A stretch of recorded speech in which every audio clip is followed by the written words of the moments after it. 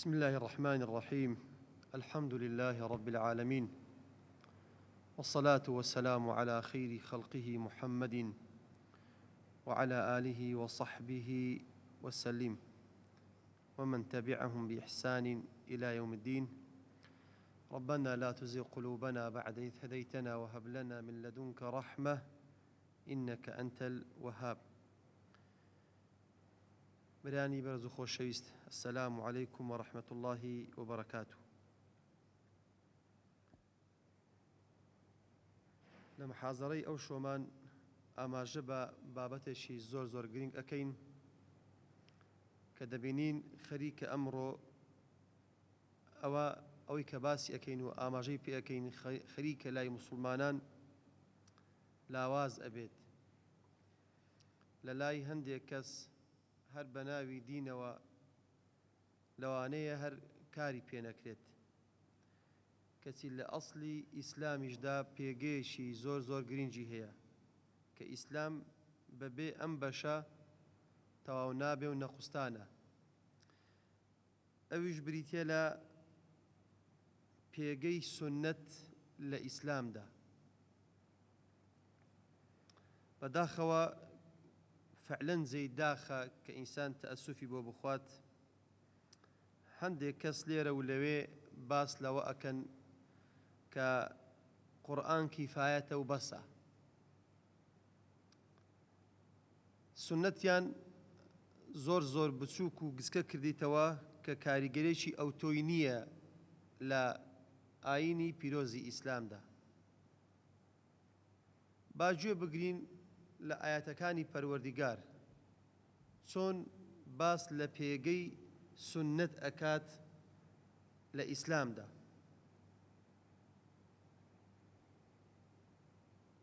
بەر لەوەی بچین ناو ئایەتەکان چەندین فەرموودەی ئاواش هەیە کە پێغەمبەری خوا عەلەیهی سەڵات وەسسەلام ئاماژە بەوە ئەکات. ئەوەش بەلاتانەوە غەریب نەبێت.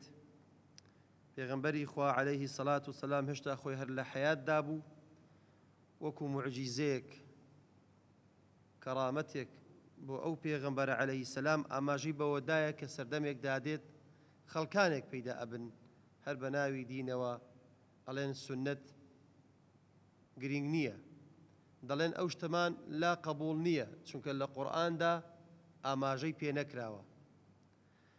لەوانەیە ئەم جۆرە کەسانەش لە ناخی خۆیاندا خۆیان پێ زۆر بە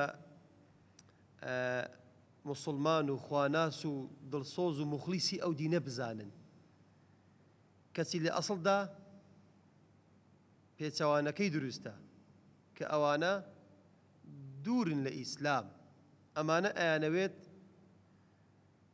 شەرائیعی ئیسلام بەڕاستی لەکەدارکەن، عەیبدارکەن، چونکە پێغەمبەری خوا عەلەیهی سەڵات وەسسەلام مبەیینی قورئانە. ئەگەر مبەیین پێویست نەبیت، بەیانەکەش کە ئەسڵەکەیە قورئانەویش پێویست نییە. خۆی تەماشاکەین کە بڵێن مبەیین پێویست نەبیت، پێویست ناکات سونەت، ئەی باشە بەیانەکە لۆ چییە؟ بۆیە تەماشاکەین کە هەردووچیان پێغەمبەری خوا عەلەیهی سەڵات وەسسەلام ئەو پەیامەی کە خوای گەورە لۆی ناردیە لە ڕێی ئەوەوە بەیان کرایە، کەواتە ئەبێت سونەت پێگەیەکی زۆر گەورەی هەیە لە ئاینی پیرۆزی ئیسلامدا. فرمودەکە پێغەمبەری خوا عەلەیهی سەڵات وەسسەلام بەو شێوە ئەفەرمێت، باسی ئەو کەسانە کە ئەفەرمێت لا ألفين أحدكم متكئا على أريكته يأتيه الأمر من أمري ما أمرت به أو نهيت عنه فيقول ما ندري ما وجدنا في كتاب الله اتبعناه. رواه أبو داود والترمذي. أفرميت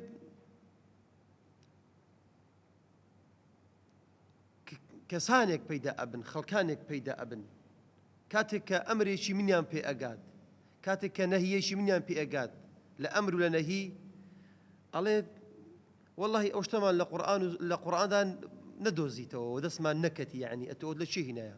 هەموو قورئان بگەڕێ ئەوەی تو باسیەکەی تێیدا نییە. یعنی ئەو فەرموودەی ئاماژەیە کە ڕۆژگارێک خەڵکانێک دێن پەیدا ئەبن. یعنی ئەو کەسی ئەو قسەی بکات، یعنی کە بڵێت ئەوانە کە پێیان وتێ قورئانی کە منزیلەی سونەتیان زۆر کەم کردیتەوە، با پێیان شتێکی ئەوە نەی بڵێن ئەمە هاتین خەم لە دین ئەخۆین، بەڵکو ئێوە هەنیشانەی ئاخری زەمانن، نەک ئێوە دیفاعکارێک بن لە ئاین، بەڵکو ئێوە خۆتان بوونە نیشانەیەک لە ئاخری زەمانی کە ئێستاش لێرە و لەوێ خەڵکانێکی ئاوا پەیدا بوون باستەوە ئەکەن.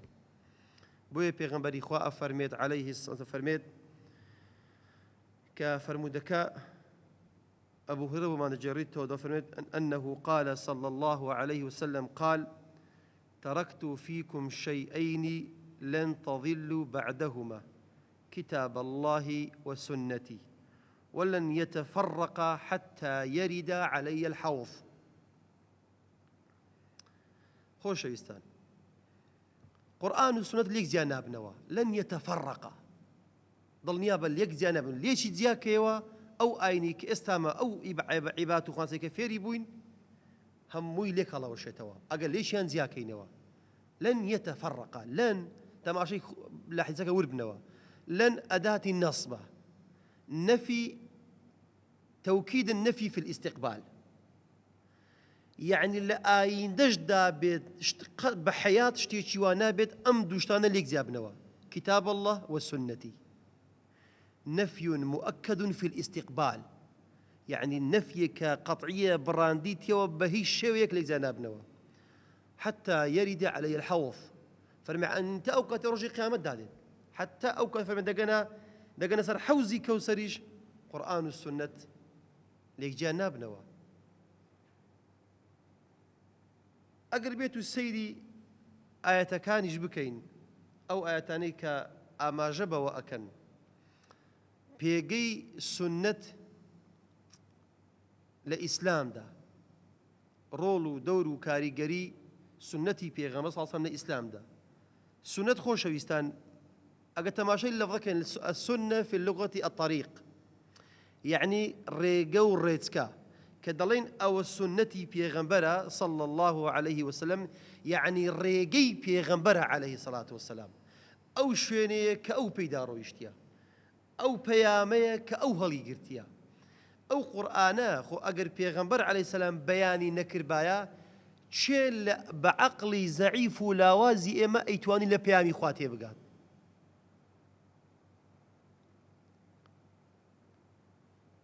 ئەزانێ نمونەکە چۆن ئەگەر ببین خۆمان بەراوردکەین لەگەڵ کەلامی خوای گەورە. زانایەک فەیلسوفێک بینی قسە بکات لەو منداڵێکی 3 ساڵی، ولله المثل الأعلى، ونمونێکی عەقڵیە. ئایا منداڵێکی 3 ساڵی ئەتوانیت لە کەلامی فەیلسوفێک حاڵی بێت؟ لە ڕووی عەقڵ و منتیقەوە عەقڵ قبوڵی ئەوەی ناکە، عەقڵی سەلیم بڵێ نابێت. باشە ئەگەر بەشەر لە بەشەری حاڵی نەبیت، بەڵێ با ئەوەش گەورە بی ئەوەش کچکە بێت. ئەگەر پێغەمبەری خوا عەلەیهی السەلام مبەیینی ئەو قورئانە نەبێت، ئێمەی لاواز کە چەندە دوورین لەخوا، پێغەمبەری خوا عەلەیهی السەلام گەشتی ئاسمانی پێکرایە، وەحی لۆ هاتیە، ئەو ئەزانێ ئەو قورئانە و ئەو کەلامە و ئەو پەیامەی خوای گەورە مەبەست و مانای خوای گەورە چییە؟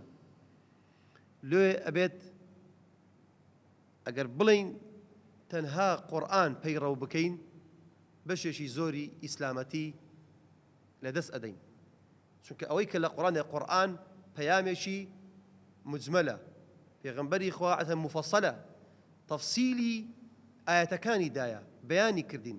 ئەگەر تەماشە بەس تەماشای نوێژکەن، ئەو نوێژەی کەمە ئەیکەین 5 فەرزە، ئەو هەموو حەرەکات و سەکەنات و هەیئاتی کە تێیدایە لە قورئاندا ئاماژەی پێ نەکرایە. تەماشای زەکات کەین، ئاماژەی پێ نەکرایە چۆن زەکات ئەدەی، چۆن حەج ئەکەی، کو دەست نوێژ ئەشۆی، کو غوسڵ ئەکەی، کو خوتبە ئەکەی، هیچی تێدا نییە. ئەی لە چێ هاتین ئەوانە؟ هەمووی لە پێغەمبەری خوا عەلەیهی السەلام وەرگیراون.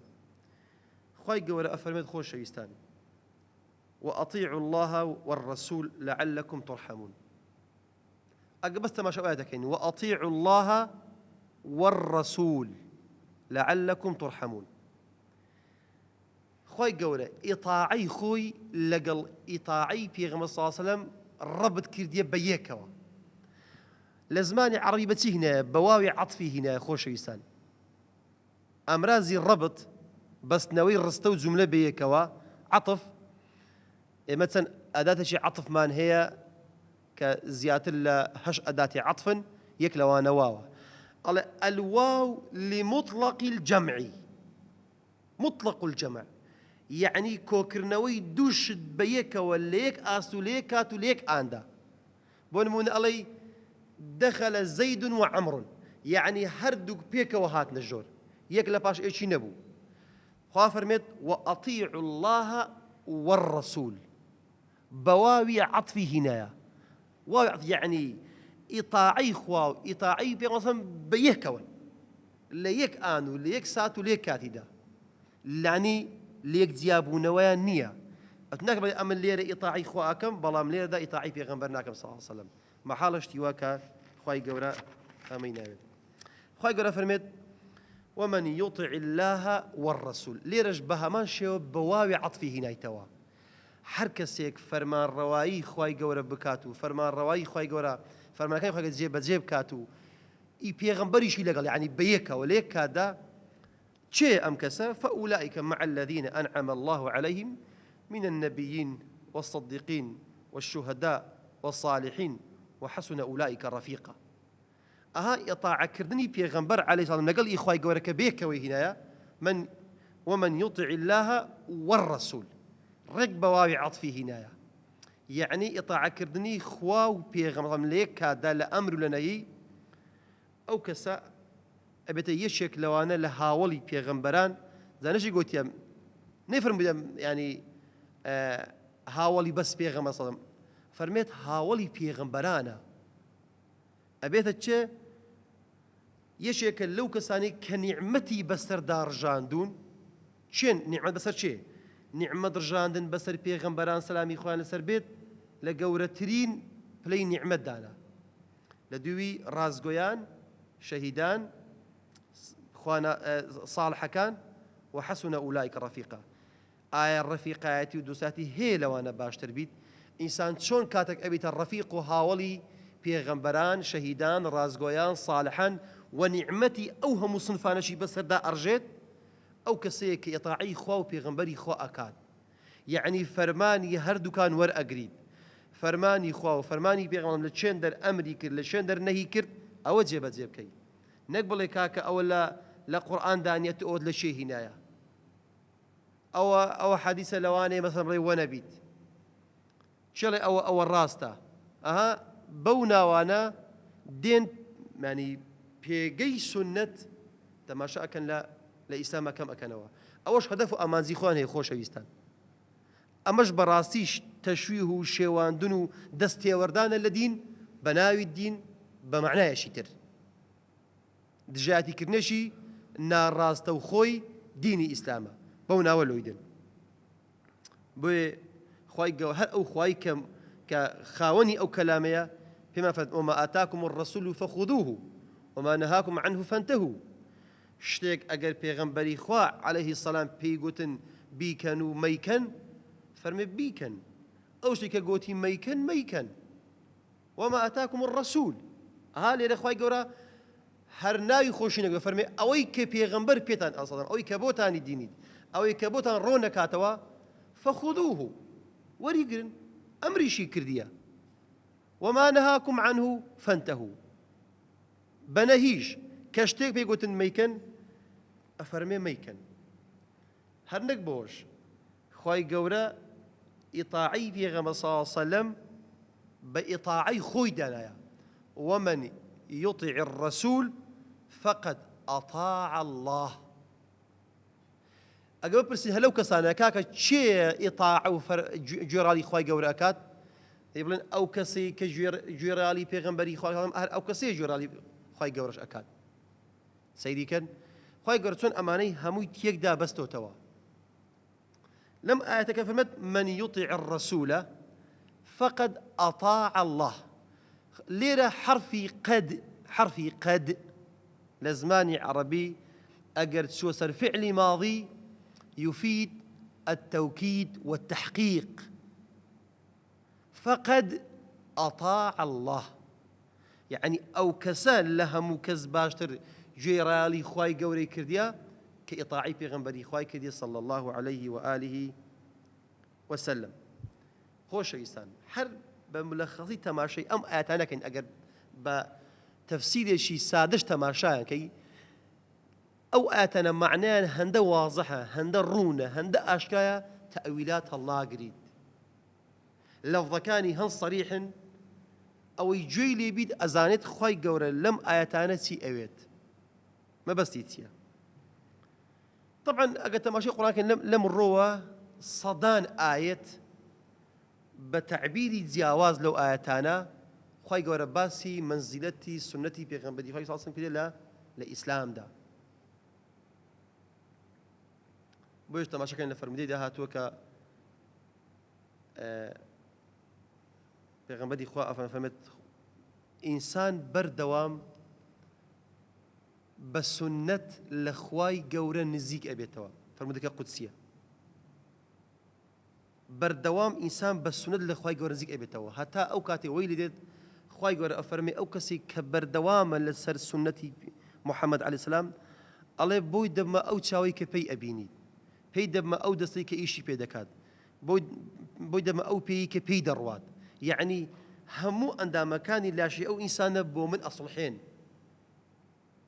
بۆیە ناکرێت بە هیچ شێوەیەک لە هیچ مەقامێک و شوێنێکە ئیستیغنا بکرێت لە سنەتی پێغەمبەر صلی الله عليه وآله وسلم. زانایە قسەشی جوان ئەکات دەڵێت کاتی خۆی سەحابە شتێکیان دەکرد دەیان گوت ئەوە سنەتە، ئێستا خەڵک شتێک ناکاڵێ کاکە ئەوە سنەتە خۆ واجب نییە. ئەها تەماشاکەن چۆن بوونی، ینی ئەو دوو بەراوردیکە ئەوان سەحابەی شتێکی دەکرد دەیان گوت لۆ دەکەیت، دەیان گوت سنەتە. ئێستا کاکە لۆ ئەوی ناکەی، وەڵا سنەتە پێویست ناکە. سنەت بڵێ زانان ئەفەرموون ئینسان لەسەر تەرکی سنەت محاسبە ناکرێت لە ڕووی حەرام و حەڵاڵ. ئایا کەسێک ئەگەر سنەتێکی تەرک کرد نەیکرد لە ئیسلام دەرئەچیت؟ نا، پێدەر ناچیت. بەڵام چی لێ دێت؟ بەڵام لە فەزڵ و پاداشتێکی زۆر دا ئەبڕێت. ئەوەی کە ئێستا ئێمە لۆی دانیشتین، ئەو دەشەوانەی قەدر خوای گەورە بە قسمەتی کردبین یا ڕەبی کە ئەو شۆ 29ە. ئەو سنەتە گەورەی تەماشاکەین کە پێغەمبەری خوا عەلەیهی سەلام فێری کردوین. تەماشای فەزڵ و پاداش بەڵێ واجب نییە، بەڵام ئەگەر تەماشای فەزڵ و پاداشتی کەی ئەوەندە خێری تێدایە لە هەندێک واجبات خێری زیاترە، فەزڵی گەورەترە. بۆیە خۆشەویستان، ینی منزیلەی سنەت لە ئیسلامدا بەڕاستی هاوتای نییە لەگەڵ شتی دیکە. یەک نمونەتان دەمێ، نمونەشی زۆر زندی، زۆر ینی هاندەر لەسەر تەطبیقکردنی سنەت. عەبدوڵای کوڕی عەباس ئەفەرمێت، سەحابەیەک لێژێرتەوە، ئەفەرمێت جارێک لەگەڵ عەبدوڵای کوڕی عەباس ئەمن چوونە دەرەوەی مەدینەی، ڕزای خوایان لەسەر بێت. ئەفەرمێت بە ڕێگادا ڕۆژ، دەڵێ عەبدوڵا لە پێشە من ئەڕۆیشت، ئەمیش لە دووی بوو، دەڵێ ڕێگایەکی ڕاست بوو، تەماشام کرد لە شوێنێک عەبدوڵای کوڕی عەباس پێچێکی کرد و ئیهۆ سوڕاو هاتەوە سەرڕێ. ئەڵێ ئەمیش بەلامەوە ئەوە زۆر سەیر بوو، ڕێگایەکی ڕاست، هیچ لە پێشنی ئاخر. لۆ لێرە پێچەکت کرد و سوڕای و هاتیەوە سەرڕێ. دەڵێ وەڵی تەحەمولم نەکرد، گوتم وەڵی عەبدوڵا ڕەحمەتی خوای لەسەر بێ، ڕزای خوا فەرمی لە خۆڕاوی شەی ناکات. وتم ئەی عەبدوڵا وەڵی دی پێم بڵێ سڕێک کێ لەوەی ئەمە بیزانم. فەرمووی ساڵێک پێش ئێستا ئەمن و پێغەمبەر صلی الله علیه و سەلەم بێرە داهاتین، وەک ئێستا چۆن ئەتوو لە دوای من ئەڕۆی، ئەمیش ئاوا لە دوای پێغەمبەر ئەڕۆیشم صلی الله علیه و سەلەم. دەڵێ گەیشتمی ئێرە، دەڵێ لێرە پێغەمبەر پێچێکی کرد سوڕا و هاتەوە ئێرە. ئەمیش لێم نەپرسی یا ڕەسوڵ لۆ لێرە پێچ کرد ئاوا سوڕایە و هاتیەوە بەڕێگا، ئەڵێمیش دوی ئەڕۆیشتم. دەڵێ نەمویست لەوەندە ڕێژدا پێچەوانەی سنەتی پێغەمبەری خوا بم عەلەیهی سەڵات وەسەلام. سبحان الله، تەماشای ئەو پیاوانە بکەن لە ڕۆیشتندا چۆن شوێنی پێی پێغەمبەر کە لەوانی شوێنە بێ شێرە، ینی پێغەمبەر هەر ئەوە بە ئارەزووی خۆی بە کەیفی خۆی ئاوا پێچێکی کردی بیدن. ئەگەر شتێک باە دەیفەرموو کاکە لێرە پێچێکی بکەنە، حەدیثێکی ئەفەرموو، بەس وەکو ئینسانێک کە ڕۆیشتێ پێچی کردیا عەبدوڵای کوڕی عەباس پاش ساڵی بنە هەمان ئەوش دووبارە کاتەوە دەڵێ لێرە پێغەمبەری خوا پێچی کرد ئەمیش ئەزەکەم پێچ کەمەوە مخالفەی وی نەڕۆم لە ڕۆیشتنێکی سادەشدا خۆشەویستان ئەمانە نمونەی زۆر زندین بەڕاستی قودوەی زۆر زندین کەمە چاویان لێکەین کە سنەت زۆر گرینگە ئینسان با سنەتەشی بچووکیش بیت مادەم پێغەمبەری ئەڵسەم هەر گەورەیە لای خوای گەورەیە بەڵام بە یەک شتان پێ بڵێ ئەو بزانین چێ ئەو سنەتیان گیانیتە ما چێن ئەو کەسانە یەک نمونەتان دەمێت لەوەش ئێمە بەڕاستی هەمیشە مسلمانان قەرداری سەحابەکانن ڕزای خوان سەر بێت قەرداری تابعیەکانین قەرداری تابعین عەسری ذەهەبی محەدیثین بە شێوەیەشی گشتی ڕەحمەتی خوایانە سەر بیت بەڕاستی ئەبێ شەو ڕۆژ دوعایان لێ بکەین کە ئەو سنەتانەی پێغەمبەری خوایان کۆ کردەوە عەلەیهی سەڵات وەسەلام شەو ڕۆژ شەو نخونیان کرد ڕانەوەستان قوربانیاندا تا ئەم دینە جوانە قورئان و سنەت بە شێوەیەشی زۆر پوخت و جوان تەشبیهی وەکو مۆزێک ئاوا سپی کرابێ خاوێن لە بەردەمدان بەسمایەت و بیخۆی عەبدولواحیدی کوڕی ئادەمی تەواویسی کێچێک بووە لە تابعیان شتێکمان لۆ ئەجێڕیتەوە کە ئیمامی ذەهەبی ڕەحمەتی خوای لەسەر بێ لە کتێبی سیر ئەعلام النوبەلا لە جڵدی 12 لاپەڕە 468 ئەو حەدیسەمان لۆ نەقلەکات دەڵێت عەبدولواحیدی کوڕی ئادەمی تەواویسی دەفەرمێ رأيت النبي صلى الله عليه وسلم في المنام ومعه جماعة من أصحابه دیارە ئەو پیاوە بەڕێزە پێغەمبەری خوای لە خەوتی صلی الله عليه وسلم دەفەرمێت پێغەمبەری خوام لە خەوتیت هەندێک سەحابی لەگەڵدا بوو وهو واقف في موضع دەڵێ پێغەمبەری خوا عليه السلام لە شوێنێک ڕاوەستا بوو لەگەڵ ئەو کۆمەڵە سەحابەیە فەرمێ فسلمت عليه فرد علي السلام دەڵێ سەلامێکم لە پێغەمبەری خوا کرد عليه السلام فەرمێت ئەویش سەلامی منی وەڵام دایەوە دەڵێ فقلت ما وقوفك يا رسول الله صلى الله عليه وسلم دەڵێ پرسی گوتم یا رسول الله بۆ لێرە ڕاوەستای لەگەڵ ئەم پۆلە سەحابەی کە لەگەڵدایە فقال دەڵێت پێغەمبەری خوا وەڵامی دەمە فەرمووی ئەنتەظروا محمد بن إسماعيل بخاري فەرمووی چاوەڕێی محەممەدی کوڕی ئیسماعیلی بوخاری ئەەکەم چاوەڕێی ئیمامی بوخاری ئەەکەم ئەڵێ وەڵامی داوە پێغەمبەر صلی الله علیه وسلم لەو خەوەیدا ئەڵێ بەلامەوە سەیر طبعاً ئەو پیاوە لە سەردەمی 200ەکان ژیایە 200ەکانی هیجری 260 ژیایە ئەو پیاوە ئەفەرمێت عەبدولواحیدی کوڕی ئادەمی تەواویسی دەفەرمێ فەلەما کانە بەعدە ئەیامین دەڵێ دوای ئەو خەونە کە خەونەکەم بینی و ینی پێغەمبەرم ئەوە وەڵامی داوە خۆی و کۆمەڵە سەحابەیەک چاوەڕێی ئیمامی بوخاریە کرد بێتەکنەوە فەرمێ فەلەما کانە بەعدە ئەیامین بەلەغەنی مەوتە دەڵێت هەواڵم پێگەیشت کە ئیمامی بوخاری وفاتی کردیە چەند ڕۆژێک پاش ئەو خەونە فەرمێ فنظرت فإذا قد مات في الساعة التي رأيت النبي صلى الله عليه وسلم فيها دەڵێت دوایە لێکم داوە ڕۆژی وەفاتکردنی ئیمامی بوخاری هەمان ئەو ڕۆژە بوو کە پێغەمبەری خوام لە خەوتی وتی چاوەڕێی بوخاری ئەەکەم سبحان الله خۆشەویستان ئەو کەڵە پیاوانە بوون شەو نخۆنیان کرد ئەم سنەتانەی پێغەمبەر سنەت بە سنەت لۆ ئێمەیان گواستەوە فەرمونون ئەوەی کەسە ئەمن جێڕامەوە کە عەبدوڵای کوڕی عەباس لێرە لایدایە حتا ئەوشان جێڕایتەوە ئەو سەحابێ لێرە لایدایە لەوەی کە تۆیش پێغەمبەر صلی الله علیه وسلم یعنی شتێکیان لۆ ئێمە نێشتۆ خۆشەویستان تەماشاکەن ئەو پیاوانە شتێکی ئەوەندە گەورەیان کردێ لە ئومەتی ئیسلام ئێمە شەو ڕۆژ قەداری ئەو پیاوانەین بۆیە ئێمەش دەبێت بەڕاستی ئەوان شەو نخۆنیان کردیە هەوڵیاندایە تێکۆشانیان کردیە لە پێناو گەیاندنی ئەو سنەتانی پێغەمبەر صلی الله علیه وسلم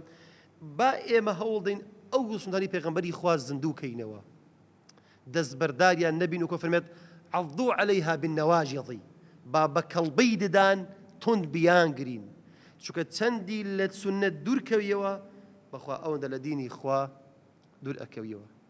یا ڕەبی خوایە هەموو لایەکمان لەسەر سنەتی ئەو پێغەمبەرە ڕابینی لەسەر سنەتی ئەو پێغەمبەرە بمانژێنی لە سنەتی ئەو پێغەمبەرە بمانمرێنی و زیندومان کەیەوە. آمين والحمد لله رب العالمين سبحان ربك رب العزة ما يصفون وسلام على المرسلين والحمد لله رب العالمين.